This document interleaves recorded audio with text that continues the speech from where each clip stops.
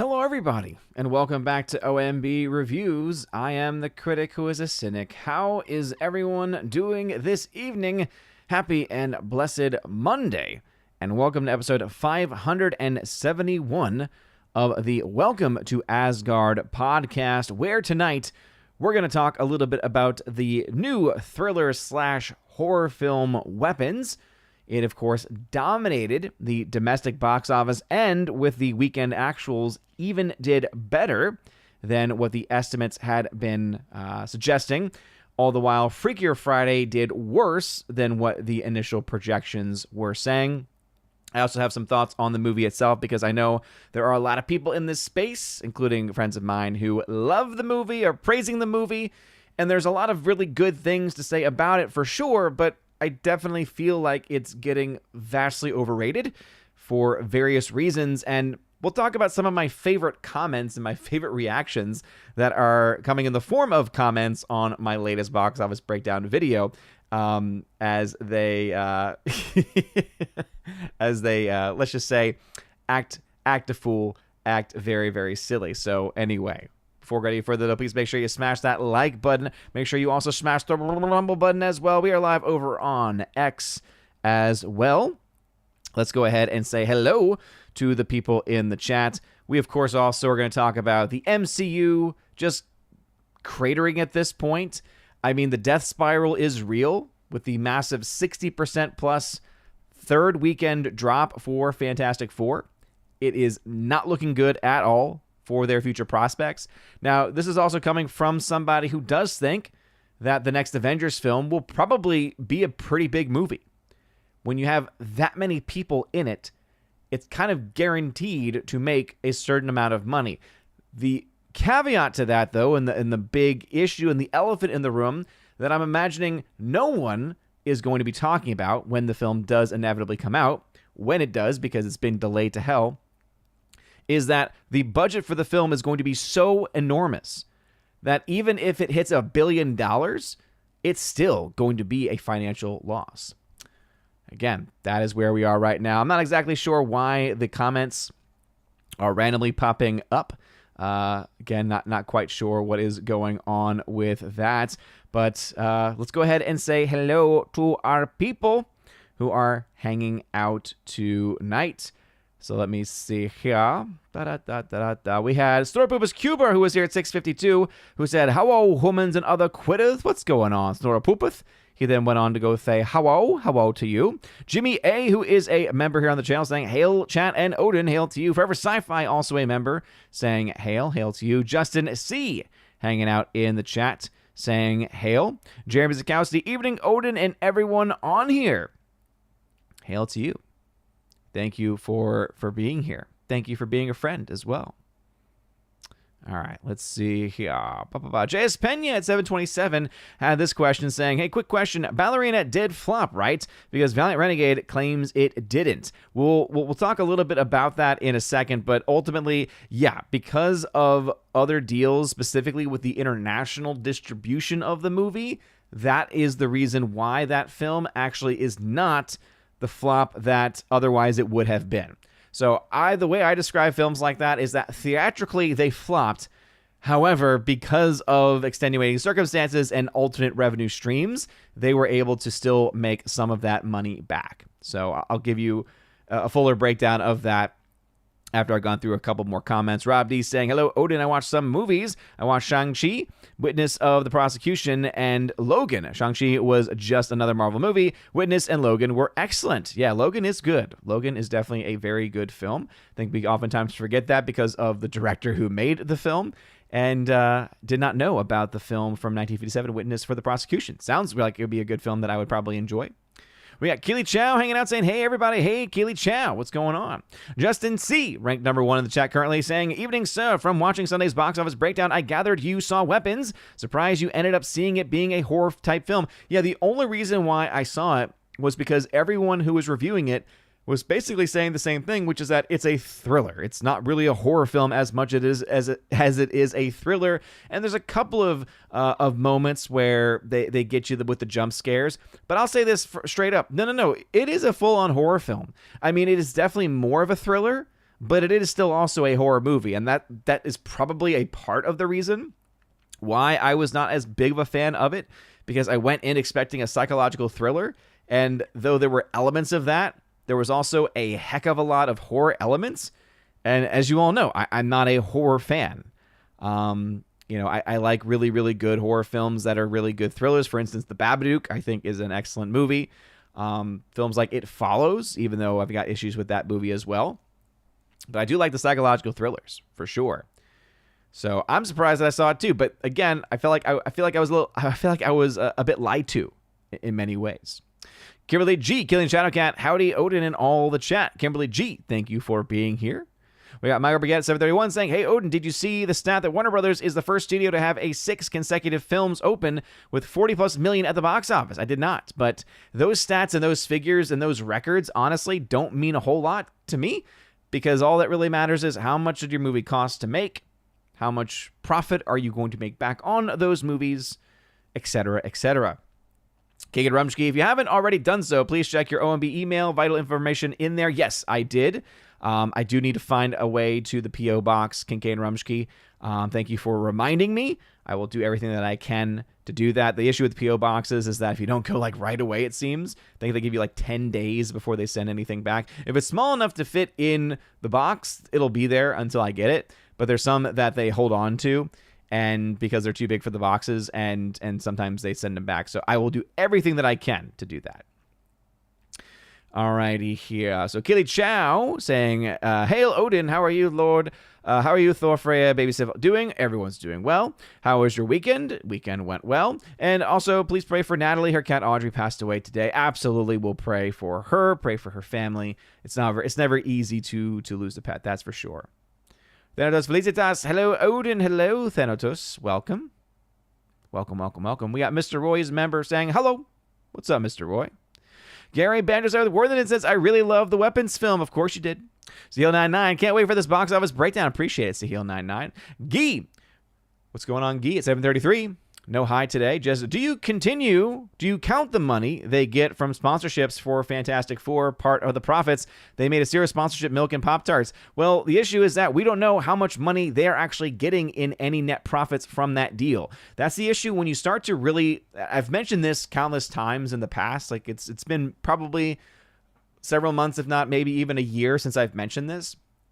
If you want to go crazy and dive down the rabbit hole of alternate revenue streams, whether that be VOD sales, whether that be product placement or anything else, you will find yourself pulling whatever hair you have left. For me, it would be from this area, because there is literally a myriad of not only credit, not only money you're getting from certain deals, but also costs as well that are almost impossible to be able to find out every single thing for sure. And that's the reason why I've always been of the mindset of, look, you could talk about all of those things. You can try to claim, right, oh, well, they've got X partnership and this and that. But unless you can actually point to exact dollar value in every single one of those cases and get a legitimate budget and get legitimate marketing, it's all noise. So it's honestly, to me, fairer and probably most accurate just to take the standards that are set before us and run with those. So that's why break-even standard is about 3 times your budget. Your total cost with marketing is about your budget times 1.5. Doesn't mean that that's the exact number that was spent on the movie, but it's probably pretty close when you take into account everything and anything else. Now, again, you do need accurate budgets in order for that information to reflect it. But no, I don't include those things in my charts because, again, if you have a list of every single profit made from partnerships, that also includes anything that they have spent as well, not just in marketing costs, but also in budget and other things. Remember, Fantastic Four easily cost over $300 million because it was shot in the United Kingdom, and every single UK film, specifically from the MCU, that has ever been released has had a budget well over $100 million more than what they have reported it to be. That's the standard that we're working with right now.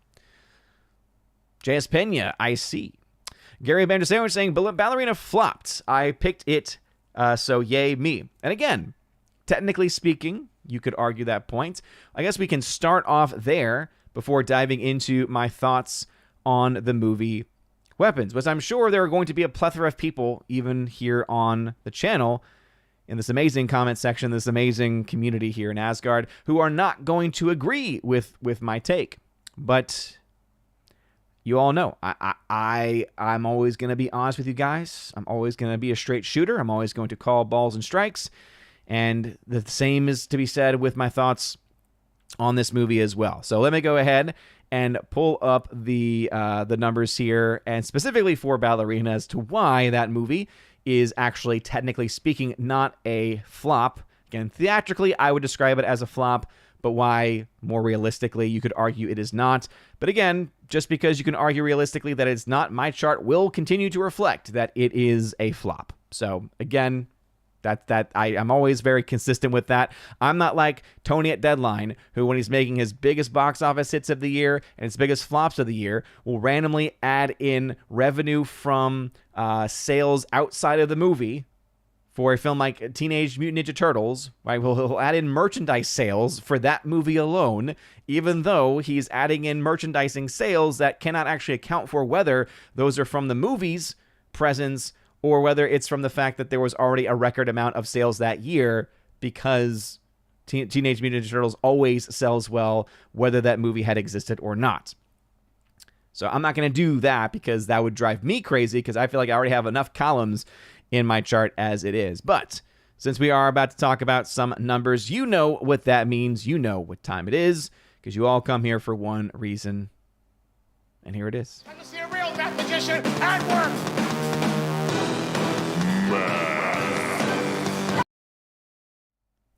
That's right. It's time for some math to see a real math magician at work. And so as we can see, the first thing to mention here is the Ballerina distribution rights. And so even though the issue over here is mentioning like the 2023 Ballerina, and it's mentioning a very different movie. This is, of course, from AI, so please take it with a grain of salt. But this is saying exactly what Valiant Renegade's point would be, so that's why I take it for what it is, because this is the argument. So as of August 11th, 2025, Lionsgate sold international distribution rights for the film, a John Wick spinoff, to various international distributors, which helped cover a significant portion of the film's production cost.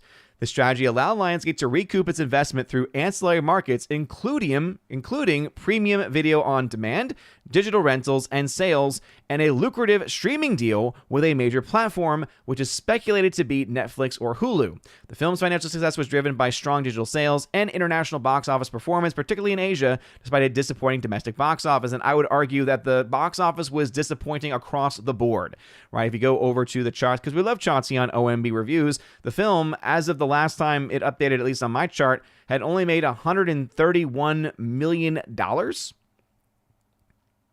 So 131 million. And again, I know that year was wrong. And again, that's one of the issues with AI. But again, the numbers are, it's making the same point that Valiant Renegade was making. So $131 million globally. That's around only 66 million outside of China internationally. That's not really all that good.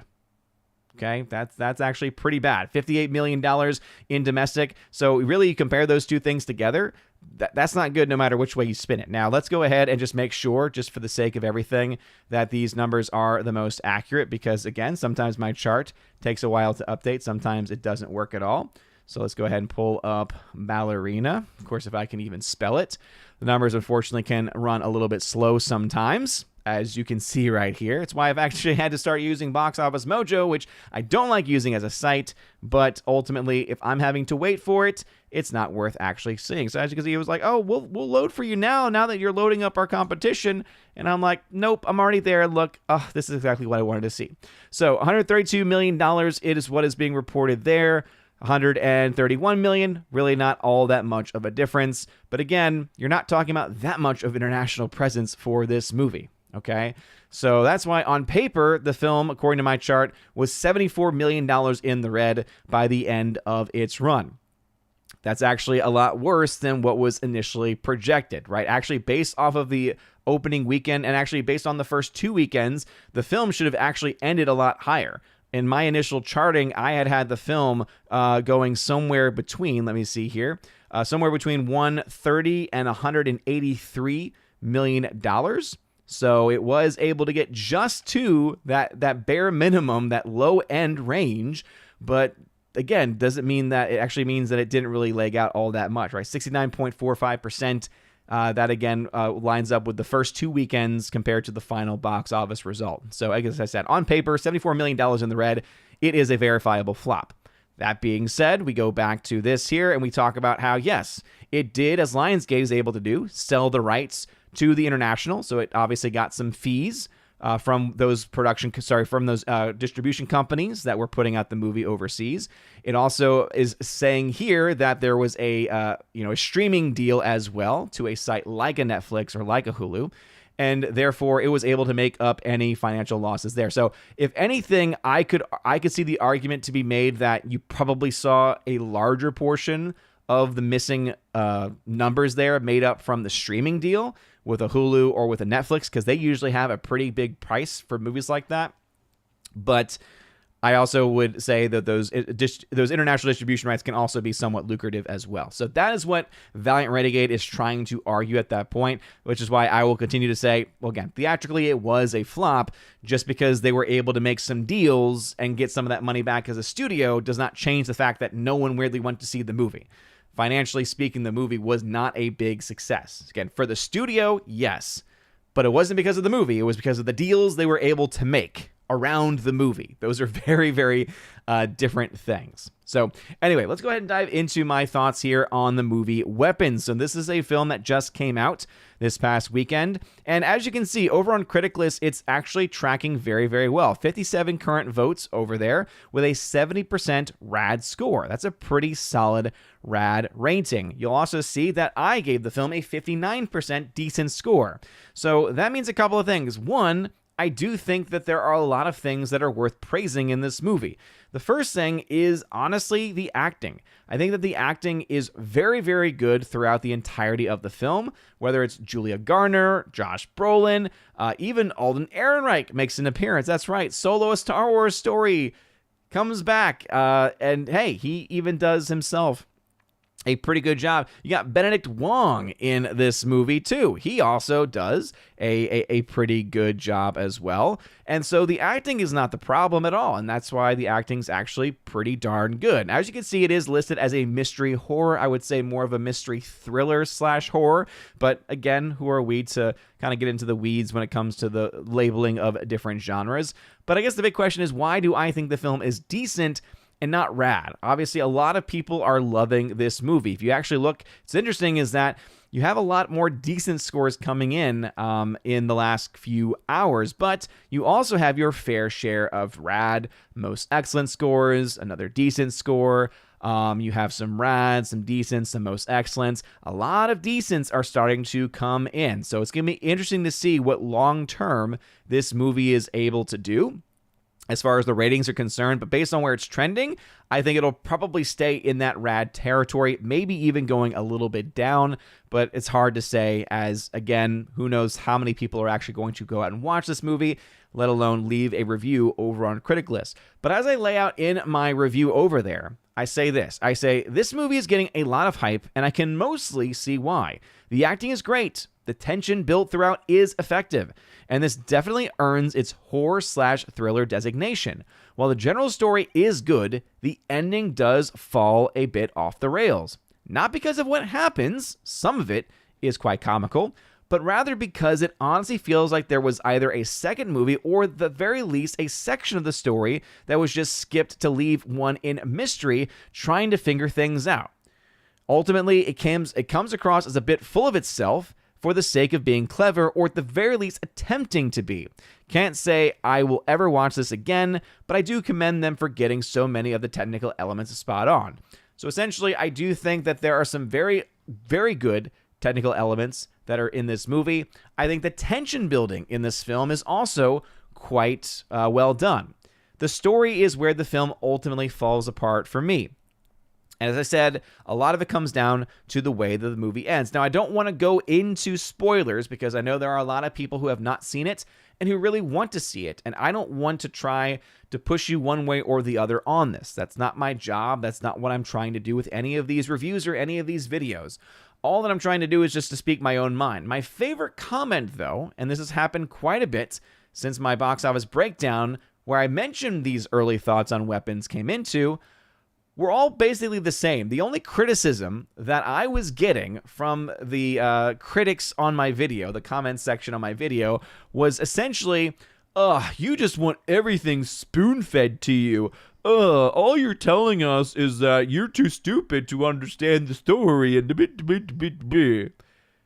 which is hilarious because if you actually watch my video, I literally say, I'm not saying I need every single thing spoon-fed to me, but you do need to at least have a grasp on what are the mechanics of the world that you are building and then to be consistent with them. But when you don't even know what the mechanics of the world are, how can we as an audience even know if you are being consistent with them? So that's the issue. It's not that I need everything explained. It's just that there's a very important aspect of the story of which all of the things that are happening hinge upon that is not clearly stated. And you kind of need that information if you're actually going to make a judgment on whether it's being done effectively or not. That is the issue. It's not that it's not being spoon-fed. It's not that, oop-a-doop-a-doo. Again, that's my impression of those that are, alleging those complaints and everything like that. But it has nothing to do with that. It rather has to do with the fact that there's a key element that does need a bit of an explanation, or at the very least needs some clarity in order for us as an audience to be able to, one, buy into it, but also, two, to be able to better understand what it is so that way we can make some conclusions at the very least. And again, it's one thing to leave open a mystery at the very end, okay? That's obviously something that can oftentimes be a very effective thing, especially in a thriller-like story.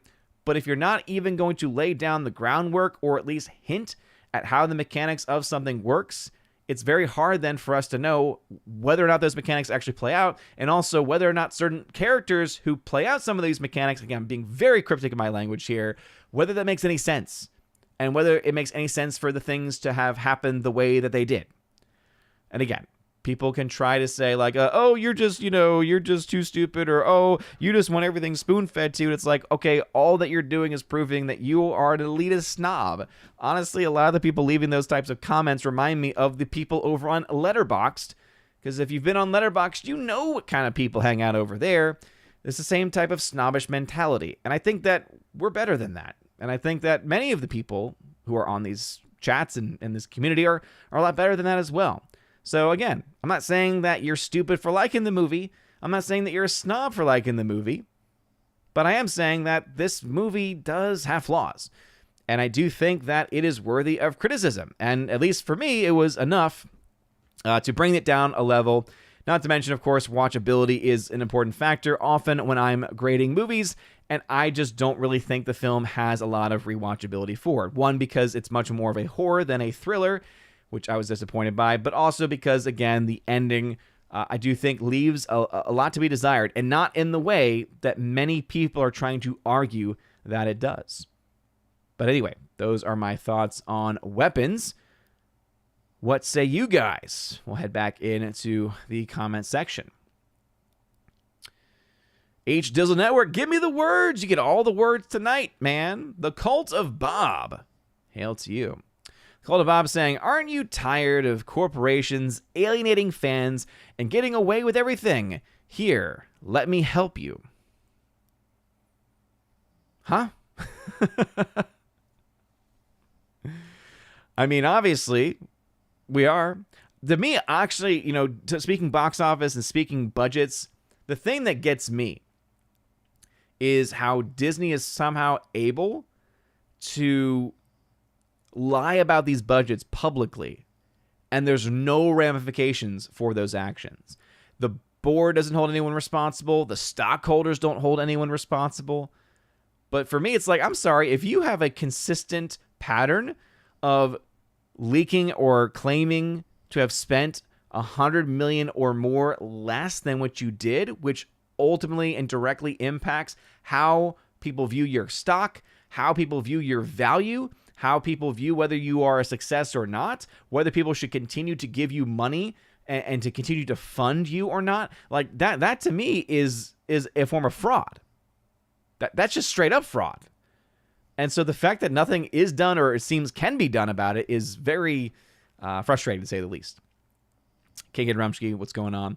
Justin C. Surprise Weapons got IMAX screens, guessing to enhance the jump scares. I hope there aren't many. There aren't too many, but there are enough that for me, it is definitely horror, for sure.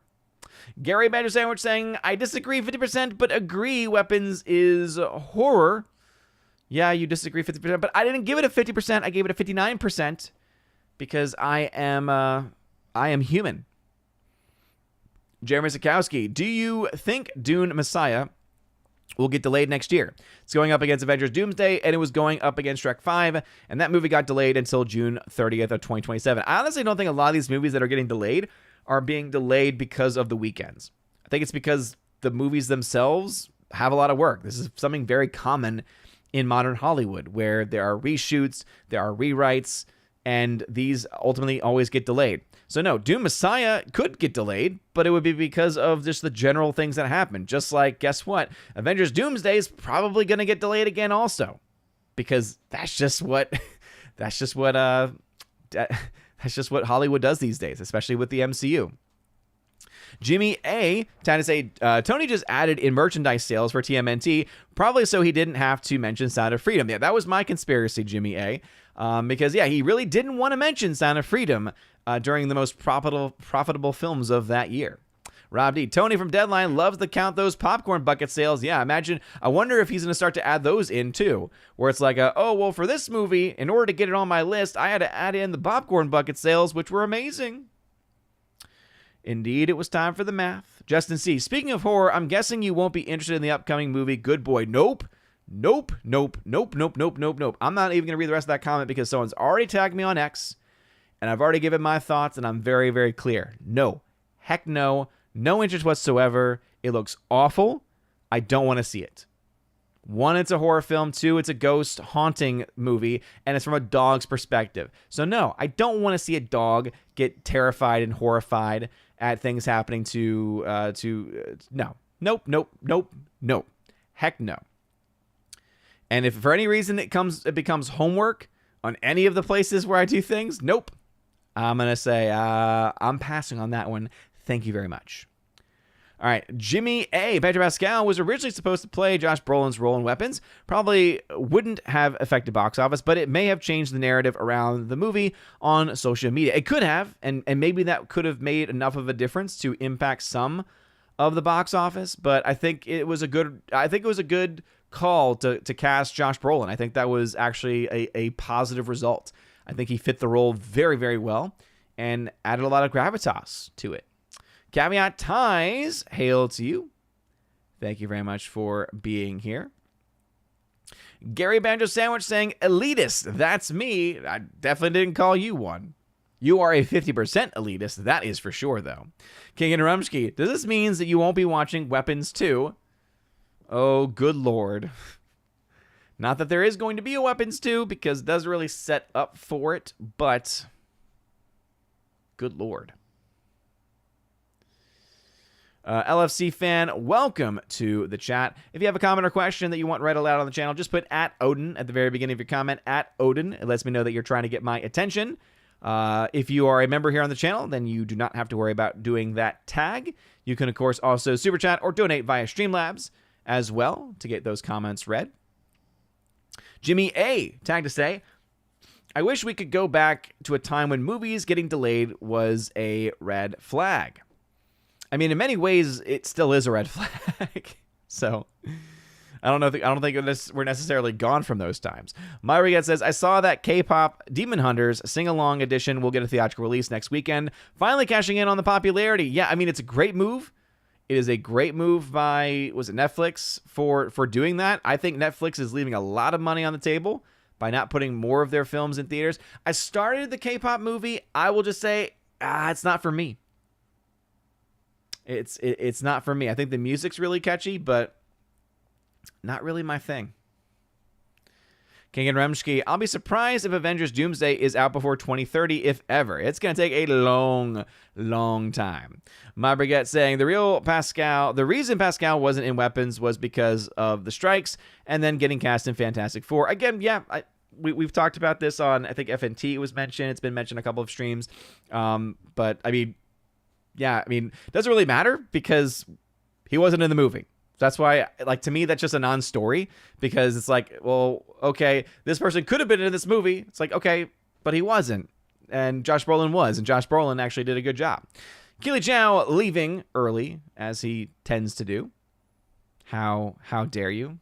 How dare you? How dare you always leave early? LFC fan tagged to saying, what do you think films need to have good second and third viewing quality? What? I don't quite understand the wording of that question. Is it saying, do I think that only good movies get that kind of quality? I do think that rewatchability is an important factor, though. Absolutely. So, for instance, I love the film Whiplash. Part of why I love Whiplash is because I can watch that film multiple times and enjoy it every time.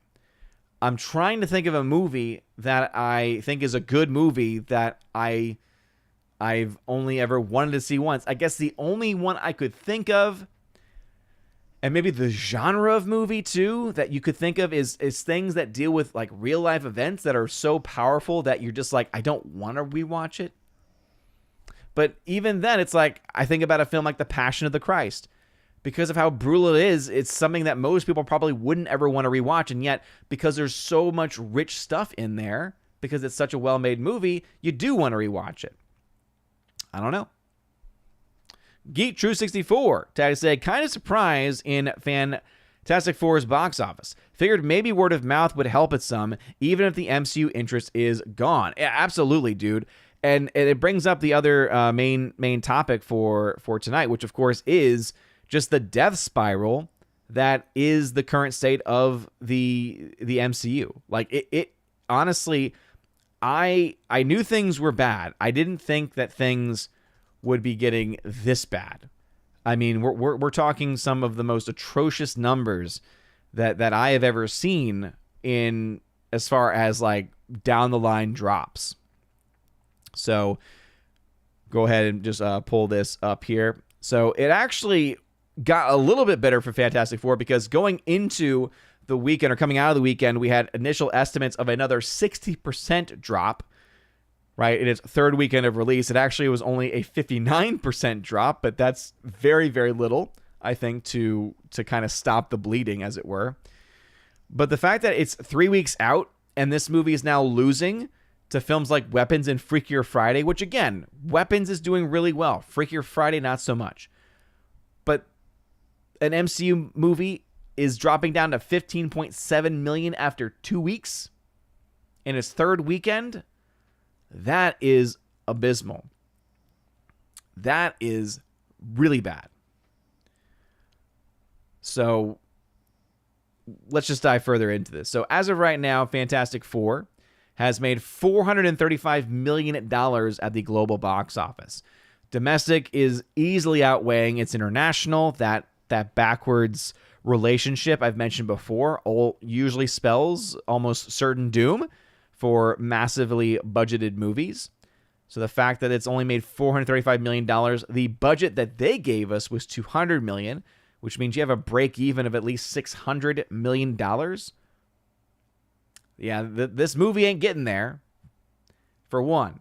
So that's already bad enough. But then you take into account the budget is likely a lot higher than $200 million, not to mention whatever nonsense they spent on their marketing cost. But even with that, even if you assume a typical marketing cost, because you could easily argue of, oh, well, yeah, they have this marketing spend, but a lot of it is in these deals, and so how much of that is actually them spending, and how much of that is the value of the marketing campaigns that they're partnering with. I just say, hey, let's just standardize it. 1.5 times your budget gives you your total cost. Seems like a pretty fair way to do things.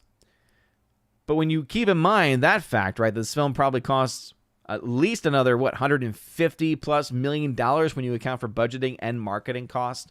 In addition to that, you're looking at a film that actually needs to make closer to $1 billion to break even. Well, I hate to burst anyone's bubble, but this ain't getting to $1 billion this year. This film is slowing down so much, at least domestically. Internationally, it's also not doing that hot either. Remember that it opened to about $100 million. So that means in one opening weekend, it made $100 million for the movie. And now 2 weeks out, so 2 weeks of box office later, 3 weekends, 2 weeks of box office, it's only added another $100 million. That's really bad stuff, guys. That's really bad stuff. So internationally, this movie is falling apart. Domestically, it's not holding that much better. Right? China has only attributed about $5.4 million. Remember, back in the day, MCU films would always come in very, very high in all of the markets, especially in those Asian markets. And that's just not happening for this movie. Like, let's go ahead and actually put this up against some other things. And so obviously most people want to compare it to Superman. I think that is obviously legitimate because Superman is doing a lot better. But let's put this up against Thunderbolts. Let's put this up against Brave New World as well. That way we don't have to worry about doing anything for inflation, right? So let's see, down the stretch, third Sunday of release. This is talking about Fantastic Four. 4.8 million versus the 7.9 million that was made by Superman at the same point in time versus the 7.5 million made by Jurassic World Rebirth. Let's see, Thunderbolts was at 4.9. That's right, Thunderbolts had a better, oh yeah, look at this. I think someone actually mentioned this in my comment section. Thunderbolts actually had a better third weekend. Thunderbolts had a better third weekend. Stronger start for Fantastic Four, which is why 230 versus 155 is not close. But down the stretch, Thunderbolts was actually holding. This movie is not holding. You put this up against the 3.5, 6.8, 4.4 of Captain America Brave New World. Okay, it beat Brave New World, not by all that much. So Fantastic Four right now is tracking about where Thunderbolts and Brave New World were. Maybe even somewhat in between those two. Thunderbolts, we all know, capped at 382. Brave New World at 413. Hey, congratulations. You've beaten Brave New World. You're the highest grossing MCU film of this year. Good for you. But you know what you're not? You're not anywhere close to $600 million. And that's just not going to happen for you. Since it's on the screen, we'll make a comment about this also. And that is the box office for Superman, for James Gunn's Superman. Apologies. Always have to be very clear here. It's James Gunn's Superman. Worldwide box office at 579. So this film is on the cusp of 600 million. We've been saying now for a while, $600 to $700 million seems pretty fair. Maybe a max of 750. This would still put it below even the unadjusted numbers of other films like The Batman. You put this up against like a Man of Steel or something like that. And people can say, and they can whine and say, oh, you can't compare movies from 10 years ago. It's not fair comparison. B. You continue to say those things, but I've got one movie on here that shows you, guess what? Your movie is not doing that hot. The fact that a garbage film like Jurassic World Rebirth can get to $800 million globally, but your massively promoted Superman's at 579, and they're only a week removed from each other. This movie's on pace to make 850, max 900 million. This movie's on pace to make 6, maybe 700. Off a 225 budget, no less, meaning this film on paper has still not made its money back if you follow all traditional tracking. And again, it's assuming that that budget is actually accurate, and I have a lot of doubts about that budget myself. It's been a bad year for the superhero movie. It's been a very good year for dinosaurs. I don't know what it is about these movies. They continue to get worse, and yet somehow they stick around. Somehow they continue to do well. Is what it is, I suppose.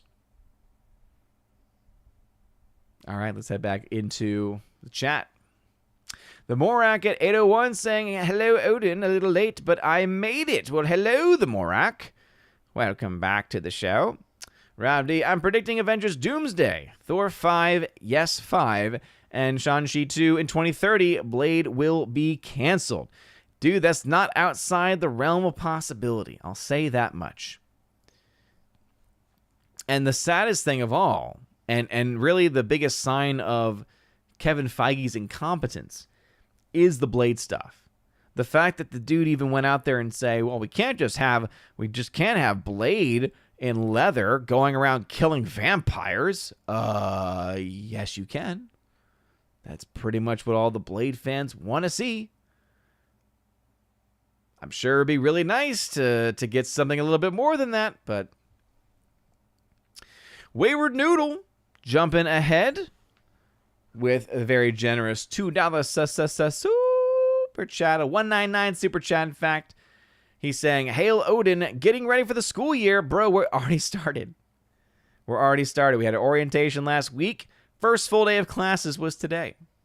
So my voice is a little tired, so I actually will probably not go too much longer. We'll probably cap the show around an hour tonight, just for the sake of my voice. I also just realized that my water is back there on the chair, so it's too far away from me right now because any movement's gonna wake up my dogs, and I don't want to mess them up. I don't want to disrupt their slumber. But yeah, we're already in full swing. Still doing some syllabus stuff, but starting tomorrow, I'll be giving first lectures and journals, which is insane. Summertime went way, way too fast. Still a lot of things to do.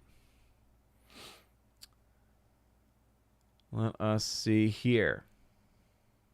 Virtual Reality Fitness, welcome. Lex Ledendi, who is a member. Ahoy, oi, Odin, what's up? Lex Ledendi, welcome back. Welcome. We got Hardwick, who says, while Weapons didn't wind up starring Mr. Fantastic, Pedro Pascal, it does have the Silver Surfer, Julie Gardner. Yep. Rob D, I don't think any MCU films will ever gross as low as the Marvels. Disney Marvel won't let that happen again. Well, they can try. Doesn't always mean that is guaranteed to be the case. You could definitely see a situation like that happen in the future. Mark Lisseth saying someone is defending Supercrap. I mean, yeah, they do. I'm telling you, man, the gun nuts. They are a very passionate fan base. They remind me so much of the Snyder Bros. They're very similar. Jose Taco, got my DVD. Thanks for the merch. Hey, no problem at all, Jose Taco. Thanks for sending me the information I needed to get that out to you. LFC fan, time to say, as a teacher, do you censor yourself a little on YouTube? For example, do you think Jeremy or Ryan could say everything they do and still teach? Heck no. No way, LFC fan. Oh, no. They could not say most of the stuff that they say and still be a teacher. That is a fact. So, I mean, by censored, I guess I could say that I'm more cautious about the things that I say. But in general, ever since I started teaching, I've always been wanting to improve myself anyway. Because not that I never really cursed like a sailor before in my life. That was just never something I struggled with. When I was younger in high school, hung out with some groups of friends that cursed more. Yeah, I would start to curse more when I was around them. But yeah, I mean, it's been now so many years where I don't really curse anymore.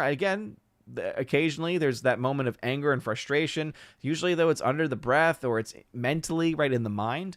So it's not nearly as hard or as difficult as it may have been in the beginning. But in the beginning, it was only hard because it was more of a, oh my gosh, I got to be really, really cautious. I got to be really, really careful. Not that I'm expected to say anything, but you never know, right? But no, there's no way that they could continue to go on like they are and still, if they were teachers, yeah, I can't imagine that they would be hired much longer. All right, let's see here. Arnold, hey, did I say, can't believe summer is over. It's official fall season for you then. Wow, oh wow. What was the highlight for summer for you also for summer movies? Yeah, I mean, I think most people's answers are going to be the same, which is F1 as far as the theatrical experience being concerned. It's probably the best film to come out this past summer. One of the highlights, I guess, would be highlights in the way of it was an important event that happened. Obviously I was very productive with the summer. I was able to get a lot of stuff done around the house, but still also a lot of stuff that I need to still get done. I was able to get through the whole first season of Star Trek and start the second season of Star Trek, the original series.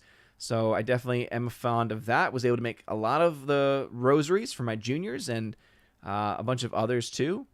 So yeah, I guess that's where I'd be. My summer kind of got interrupted though a lot because we obviously had our typical travel, which the last couple of years especially has been very brutal because we have this trip where basically a week of my summer is just gone because we're driving across half the country almost.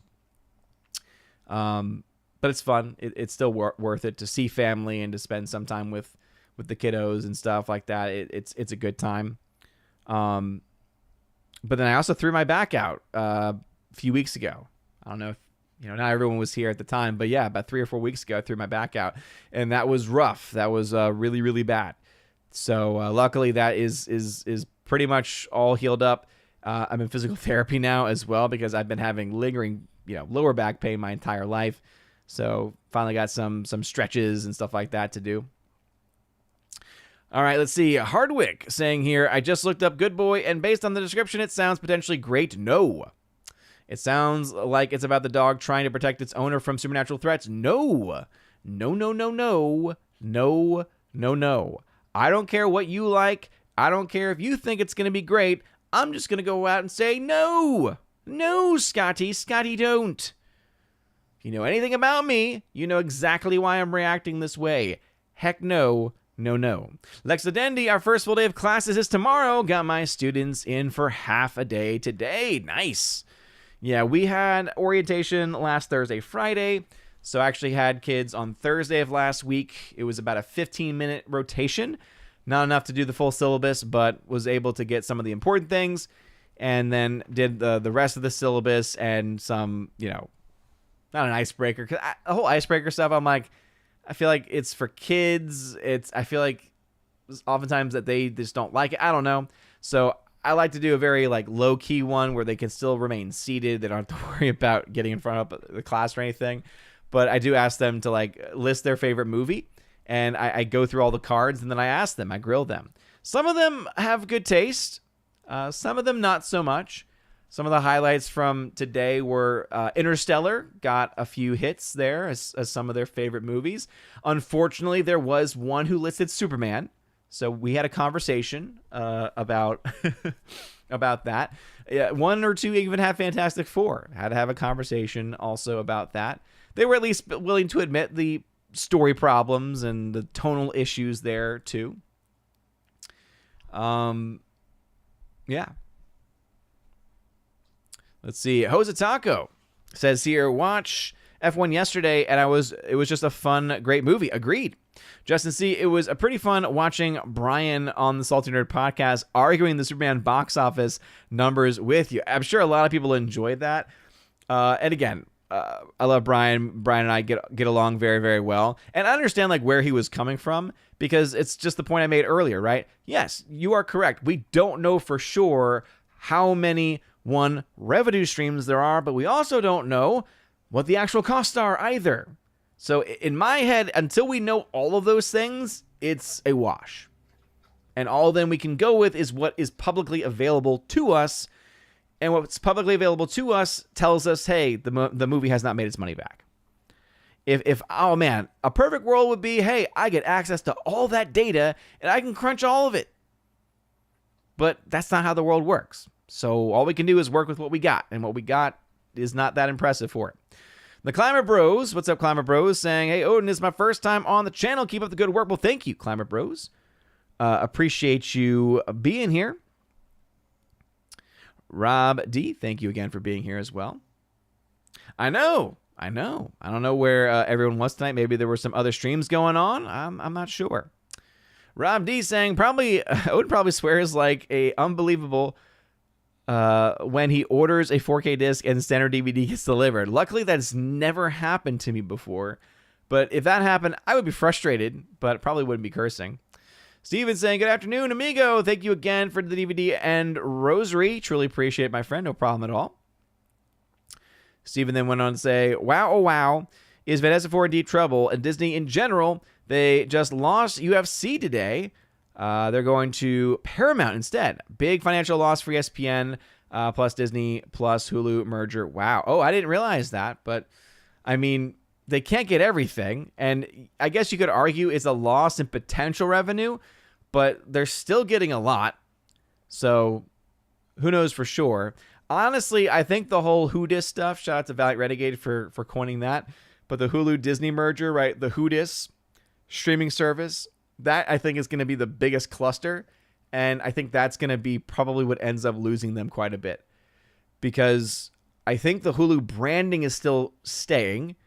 To my knowledge, the way it was described to me was that on Disney Plus, there's going to be like a Hulu channel, so that's going to be the way they maybe try to separate that out. But whenever you're trying to add new functionality into anything, especially with a service like Disney, which has been plagued with issues for basically since it first got launched, I don't think it's going to end well. Morak saying, I heard a rumor of Sisu 2. Have you heard anything? Again, I don't live on the internet during the day as I'm working and stuff, so it's hard for me to keep up and to catch up with most things. Hadn't heard about it, but wouldn't be surprised. Did decently at the box office. Akuris, hail Odin to friends, hail to you. Thanks for being here. Jimmy A, what would you do if one of your students' favorite movie was The Meg 2? Oh boy, would we have a conversation. I'm kind of hoping that at some point, because I still have a few classes that have not yet done that yet, but I'll say right now, most of their minds are very centered in certain directions. So the thing that's been heartbreaking for me, and this is where it's like I start to feel old, and I know there's some older audience members out there that are like, oh, you young whippersnapper, how dare you say that you feel old? But I try to make a reference. I mentioned like my favorite band of all time is Jethro Tull, which is my favorite band of all time, by the way. Jethro Tull, amazing rock band, won metal album of the year, and I wouldn't really qualify them as metal, but there's some pretty hard rock stuff that they can dish out there sometimes. Ian Anderson is their lead singer / flautist. He plays the flute. He's great. But anyway, to try to explain that to them, I said, oh, yeah, because y'all remember Anchorman, right? With Ron Burgundy and Will Ferrell. When I say maybe one in the 70 or so students that I saw today, maybe one said they recognized that name and they knew what I was talking about. Yeah. Most of the kids had not seen Anchorman. Now, there were a couple who have actually seen things like the original Happy Gilmore. So, that's nice, I guess. But a whole new generation, guys. Caveat ties, my oldest son's favorite movie is Interstellar. A lot of them. Love it. Rob D saying, you grill them. Lord, do you use charcoal or propane grill? Gotta use that propane. Gary Banner Sandwich. Odin, or is it now Nodin? Haha. Steven, are you surprised that Weapons Best Freakier Friday? Wow, what a surprise with the past weekend box office, especially Fantastic Four. Did all that in a box office breakdown. Steven, where have you been? Heartbreak Ridge, can't wait for Nobody 2 this week. Looks like pure fun, exactly what I want. Yes, might actually be able to see that at a theater because it's definitely one of my most anticipated movies as well. Kind of crazy. It's a crazy week for content too, because for FNT, we're doing Nobody 2, we're doing that Ren Sonja movie. We're also reviewing, there's a series, I think, where some of it is coming out this week. Let me see. Let me check my watch list.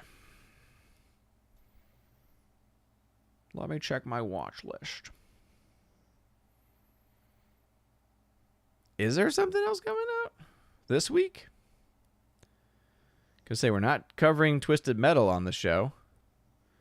I mean, there's always a new South Park, but I forget what else it is that we're covering. Anyway. XVoot. What's up, XVoot? Or EXVoot at 820. Where does the numbers put money for new releases in foreign countries? Jurassic released in Japan, but it shows 0. I found that it did 10.8 million there, but it doesn't show on the numbers site. So yeah, basically the numbers will get the reports from, there's different aggregators out there that get the international reports. And so what the numbers does is it first gives the full number, okay? There's always a total number that's given. And then over the course of the week, you start to see them actually divvy that up by country in their chart. So even though the chart may not say 10 million for Japan, whatever the total international is what has been currently reported on the whole from the international community. And so that 10 million is already then going to be accounted for, most likely. Very rare exception would they not have it. Steven had to say, I forgot to add that they lose their case when Gina Carano case 2. All of a sudden, Disney saying great things about Gina and amazing work when 2 to 3 years ago she was opposite. But yeah, so I will say, I mentioned, I said a lot about this on the Salty Saturday stream this past weekend, but I look at it as a win-lose situation. For one, and we always have to start here, it's a huge win for Gina Carano. She was at the front lines. She was taking the licks. She was the one who was directly impacted by this. She put up the fight for a good 4 or 5 years, right? So I think she is coming out of this very good. But the fans lost. And the reason why is because whether we had any right to do this or not, a lot of us put our hopes and dreams, it seems, on the case. Going to Discovery, people being exposed, the machine, the Emperor having no clothes and it being fully exposed in ways that could not be refuted. There was a lot that I think a lot of us really wanted with the case that just unfortunately did not happen. And this was probably the best case for that to be the possibility. When you have money behind you like that of Elon Musk, you have so much potential to do that. But as I said, the first thing we start off with, though, is Gina. It was her case. She was the one impacted. She was the one dealing with this. And it was clear from her responses, and she's had several follow-ups since, that, hey, she and her family have had to deal with a lot. She feels like this deal does everything that she wanted to accomplish. She's likely going to get some of those damages from her lost revenue, from her firing from the show. They on paper are saying, oh, we look forward to working with her again. But that wasn't we have projects. That to me was our settlement said you have to make a positive statement in some way that indicates it's okay to work with Gina again, basically. And that's what that comment does, right? Because if they're saying, oh yeah, we look forward to working with you again, it means, hey, we actually would like to work with you. You are a good person to work with. So that to me was probably part of the settlement where they had to at least give her a bit of a bump there. But you'll notice, right, they didn't announce anything right away. There was nothing more than just that. Jimmy A saying season 2 is an official movie. It will be released in November by Sony. Well, there you go. Michael Burgett saying it's almost a trade-off because ESPN is getting WWE PLEs next year. And yes, UFC is moving to Paramount Plus for $7 billion contract and getting rid of doing pay-per-views. Dang. Well, guess what? That's very good news for Paramount Plus and also probably pretty good news for the average consumer. Because now you don't have to worry about spending whatever boatload of money it costs to watch the UFC fights. I don't know what it was before, but hey, would you rather that or would you rather spend whatever the monthly rate is for Paramount Plus and get access to it? I don't know. Unless they're going to do some premium thing. I don't know. Rob D, all you need is a couple of $1 million to become a shareholder for every film company and get all the revenue stream knowledge. That shouldn't be too hard, right? Yeah, because it's that easy, huh?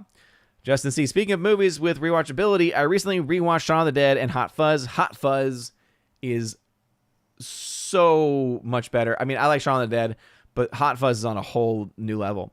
Can never get tired of those movies. The World's End is kind of a mixed bag for me, though. Yeah, I mean, I've heard people defend it. I'm sorry, but nothing about that movie is memorable.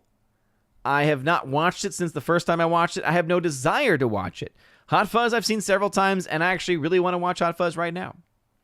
Hardwick saying, is it bad that I sometimes get Jethro Tull mixed up with Rush? Yes, because they're nothing alike. Steven, so the Batman 2 will be start filming early 2026. Pattinson will be 40 by then. Will this affect the film for a delay regards to box office? If anything, it might affect the interest in the movie, but depends on the trailers, depends on whether the film is good or not. Jimmy A, thanks for tagging. Alien Earth, Hosatako, yes, thank you. Jimmy A, the real test is around Christmas time to ask students if they know Die Hard and do they think it's a Christmas movie. That's a very good point. Rob D, I honestly thought the funniest anchor man anything was the commercial where he compared the 2011 300 horsepower Dodge Durango with the 1 horse with 1 horsepower. Nice. Zeal99, I heard that Warner Brothers doesn't want to fund the new Tom Cruise movie with Ana de Armas because it's $275 million. I like hearing studios not wanting to risk so much money. Do you think they are learning? Thank you. Maybe, but for Warner Brothers, that's not too surprising because Warner Brothers is kind of on a kick recently. I know there's a lot of other channels that have covered this, that the people currently running Warner Brothers are much more fiscally conservative with their funds. So not spending nearly as much money. Still spending quite a bit, but I could say in comparison to a Disney, for instance, that they're probably being a little bit more cautious with their spending. So maybe they're learning. Still hard to say, though.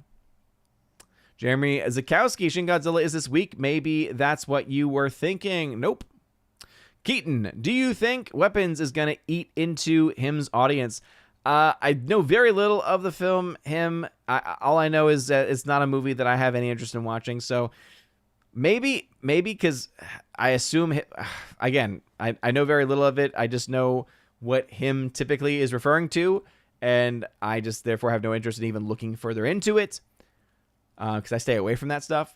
But it could. I mean, sometimes you have that cannibalization, but Weapons is doing really well. Very strong word of mouth. Let's see. Arnold Hay saying, funny that Campia is known to report backstage Hollywood stories, but is completely silent when it comes to Disney and Gina Carano case. Pathetic. Yeah, I mean, just kind of speaks to him and to the likelihood that he's just full of it. Harwick, Gina Carano's legal case was built around a California gender discrimination law, which Disney probably did not violate. She would have likely lost the case no matter what came out in discovery, but that would have been the victory. Hardwick, getting a settlement was probably her lawyer's only plan from day one. Steven, I start my 3rd year in college in 2 weeks. Where do you prefer to do school shopping, my friend? Any recommendations when you were in college? School shopping, I hate to say it, but Amazon typically has some of the better pricing on school supplies, to be honest. Steven, Universal announced they pushed back Shrek 5 for 20... Someone's already mentioned that. Jimmy A, at this point, Lionsgate will probably buy that Tom Cruise movie, just like they did with Megaflopolis when no other studio wanted it. Yeah, maybe. Maybe you also could have it be where Skydance or Paramount. I mean, they've had a relationship before. Maybe they're like, okay, we've been burned a little bit on these recent Mission Impossible movies because that cost a crap ton of money and they lost a lot of it. But hey, maybe the merger will give them a little bit of pep in their step, perhaps. I don't know. All right, as I mentioned, we're going to be wrapping things up a little bit early today because my voice is exhausted. As you all know, once the school year starts, doing lectures and all that stuff oftentimes can, lead to things getting tired a lot more easily. So that's exactly where my voice is right now. So I'm going to go ahead and just call it there. So that way we can just wrap things up. So thank y'all for watching. If you're watching on YouTube, make sure you smash the like button. On Rumble, smash the Rumble button as well. Thank y'all again for watching, everybody. Let's see. You can find me, of course, on my box office preview video, which will go live sometime on Friday morning. Box office breakdown video on Sunday morning. And between then, you have Friday Night Tights this Friday. Tons of content to talk about, including Nobody 2. Check out my critic list for reviews on the film and anything else that I watch, for that matter, including the let's see, Alien Earth, things like that.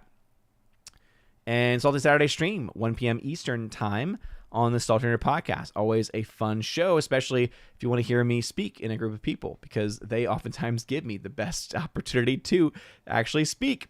Gary Bandersavage saying, laters, noted. Laters, Kimberly G, you have a good night. Forever Sci-Fi, you have a good night. Akuris, you have a good night. Jimmy A, you have a good night as well. And Steven, bro, when I say that the show is ending, why are you just putting a long comment? I'm going to read it, but please don't post another one. So one of the ladies I'm talking to went through my phone when I was asleep and saw I was talking to another one, but I'm single and enjoying my remaining years. Bro, Steven, I'm going to say this right now. Based on just that, you probably shouldn't be doing what you're doing. Okay? Because how she has access to your phone when you're asleep, I don't know and want to know any of those details. But you need to find some faith, man. I would say look at that rosary. Look at that rosary. Start praying that rosary. That is where your focus should be. Because the whole mindset of, well, might as well have fun because I'm in college. No. You need to do the right thing. You need to be the right kind of person. You need to be the best person you can be. This whole YOLO crap, yes, you only live once, and that is why it's so important for you to be the best person that you can. Not to mess around. It might be a good time to say, do I need to step things up? Do I need to grow up a little bit? That's what it sounds like. We've had this conversation a lot, Stephen. All right? And that's what I will say, okay? So I recommend just stop doing what you're doing. I don't need to know any of those details. But please, man,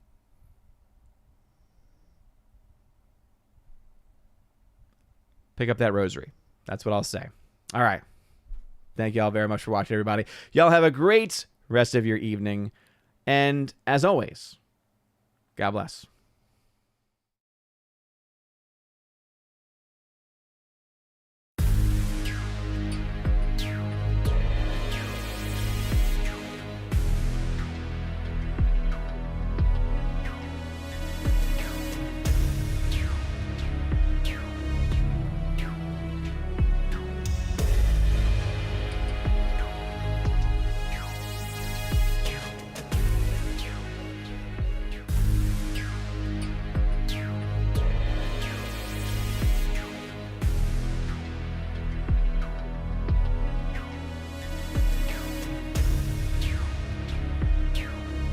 And now for a huge special shout out to all of my Chosen of Valhalla members, starting off first with my people on Patreon, Father Luca Illick and Miss Martin Muses. Check out her YouTube channel by the same name, Miss Martin Muses. Also to my Subscribestar people, Matt317. Check out his Twitch channel by the same name, Matt317. And lastly to my YouTube member, Mr. Roy. Shout out to you, good sir. And if you want your name shouted out at the end of every live stream and video, check out the top link in the video description below where you get access to that. Also, you get access to a plethora of other things. You get your name listed at the end of every live stream and video, like you saw in those names that came up before this video started. And also access to a giveaways channel that I host over on the Discord server where I give away 4Ks, Steelbooks, Blu-rays, all kinds of stuff. So check that out if you're interested in that. Also, I have an exclusive podcast that I hold at least once a month, and it's always a good time, and you get extra bonus content with that also. So if any of that sounds interesting, again, check out that top link in the video description below. You guys are all amazing, and beautiful people. Have a wonderful rest of your day, and as always, God bless.